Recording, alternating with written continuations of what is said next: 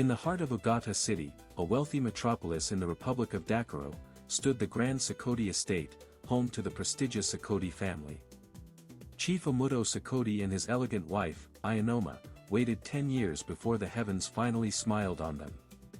They named their only child Agiri Yukai Sakoti, a daughter born into gold, and raised like royalty. From her first steps, Agiri had everything. Exclusive private schools, designer clothes, learning toys, private maid and nurse. She was provided with a chauffeur-driven car from her nursery to elementary schools. Her secondary and university education were in exclusive boarding private institutions. She was beautiful, elegant and smart, coupled with the pride of a wealthy family background. And with a heart molded by luxury, Agiri knew what she wanted and what she would never settle for. Everything was perfect, except her love life. Agiri's love life was complicated. She wasn't just looking for love, she was looking for a brand. Someone who matched her background, her taste, her pride. Yet, every man she dated either walked away bruised, or left with doors slammed against her in rage. She had the demon of explosive temperament, constantly nagging every man of the unequal social status between both of them, and spewing unprintable adjectives in her rage. One such moment was witnessed by other students in the library. You nitwit! How dare you treat me as your equal? Is it because we are in the same university and I gave you a chance in my life? Check where I am coming from and you will know I am not in your class. Okay. Okay. You can go with your class. After Paolo, Agiri had hidden admiration for Mikadona Otero, a humble and handsome student. She confided her thoughts of Mikadona to a roommate. Happy that Agiri found a student she admired, the roommate informed Mikadona and encouraged him to toast Agiri. Mikadona did and Agiri found herself on the arm of Mikadona. They became instantly fond of each other and were seen in the campus library, mini flower park and social events. Their affair became talk of the campus. Agiri introduced Mikadona, a level 3 undergraduate, to her parents when she was in level 2 of the same university. And to encourage the relationship, Chief Omuto Sakoti sponsored their 3-week vacation trip to Europe. But the traits of Agiri's leadership postures began to manifest within days of booking into Crystal Royal Hotel. Skirmishes over choices of ventilation, television channels, meal timetable, etc., reared their ugly heads. It is very cold in this room, can we turn the air conditioner off? No. I like it cool. Oh, I see that you are not used to an air conditioner. Did you ever have one in your home? And finally, Agiri made the trip a disaster over the choice of menu in a restaurant. Mikadona was so embarrassed in the presence of stunned customers that he had to walk out of the restaurant. He took a taxi to their hotel, picked his suitcase and took a flight to Ugata City, leaving Agiri behind in Europe. On her return from Europe, Agiri announced her breakup with Mikadona to her parents. As usual, her father did not find anything wrong with his daughter but advised her to be careful in her choice of relationship. But for Ayanoma Sakoti, she was not comfortable with her daughter's reason for the breakup. She had a close chat with her daughter and tutored her on the role of respect and submission of a woman in a relationship. My daughter, Agiri. Let me speak with you woman to woman. I am not comfortable with your reason for breaking up with Mikadona, especially in faraway Europe. I didn't break up with him, but he did. Yes, we had a mild misunderstanding, but instead of patiently waiting for it to be resolved, he stormed out of the restaurant angrily. What would I have done to stop him? You must have said something very insultive to him. The few moments I have spent with him did not reveal he is agitated or rash. He looked calm and humble. My daughter, you must have provoked him to have left you in the restaurant and took another flight back home without you. Okay, Mom. I may have provoked him. But as a man, was he not supposed to bear with me? We were in the process of understanding each other, and besides, I am a woman. You know, women talk a lot. Okay. My daughter. Let's put this behind us. My advice is that you should see this as a lesson and an experience you must learn from. It is very essential to restrain from old habits for relationships between two people from different backgrounds to work. Thank you, Mom. I appreciate your advice and I will watch it next time. It took almost 2 years for Agiri to get into another relationship, and this time with Deloki, a handsome, cultured, and equally rich final-year student from another university. Audebo was a kind of ladies' man for his looks, brains, and deep pockets. They met during the intervarsity sports meeting at Sabito City and quickly became the couple everyone envied. They frolicked around together in coffee cafes, nightclubs, amusement parks, etc., and without informing their parents about their affair.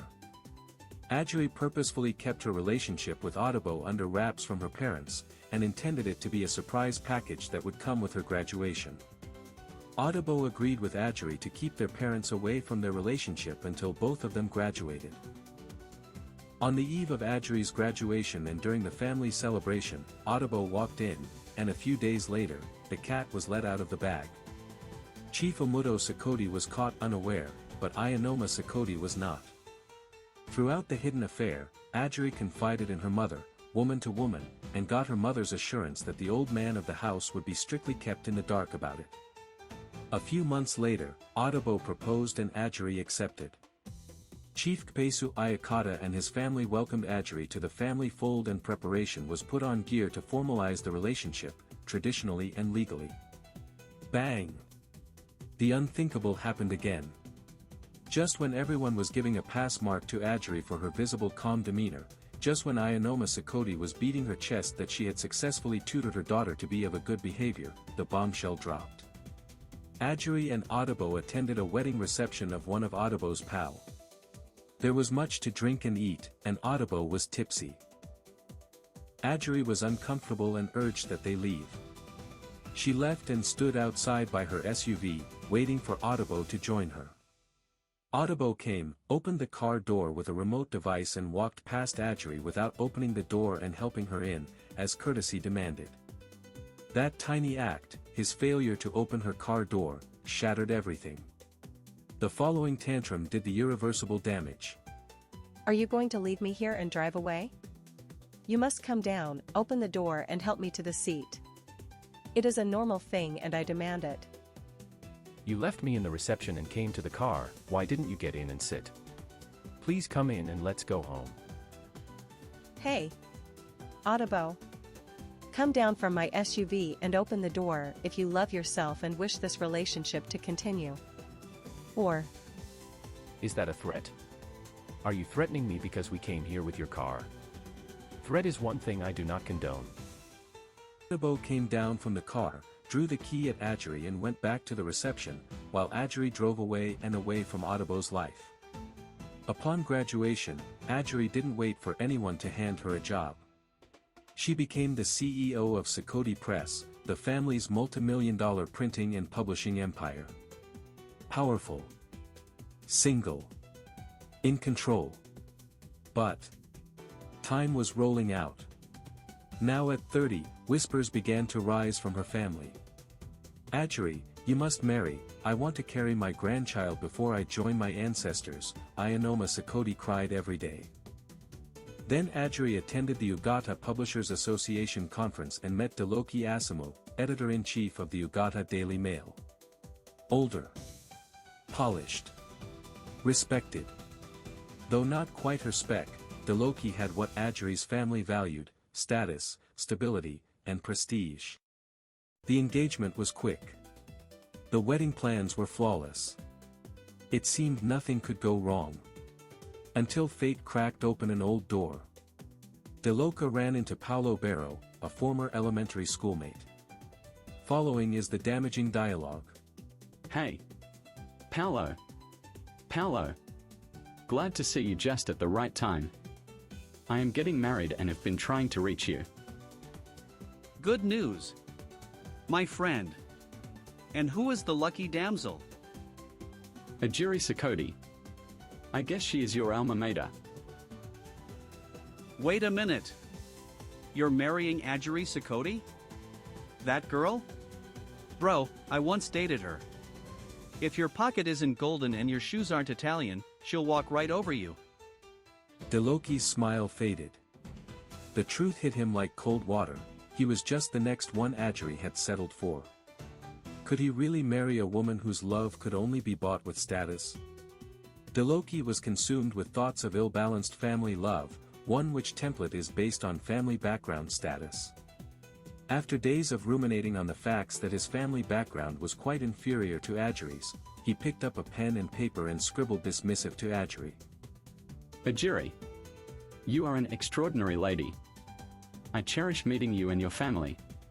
But I don't think I can live in a world where I will always feel inferior and not enough for your class. I wish you happiness, but not at the cost of my pace. Have a very good bye. The chapter closed. But destiny hadn't finished with Agiri yet.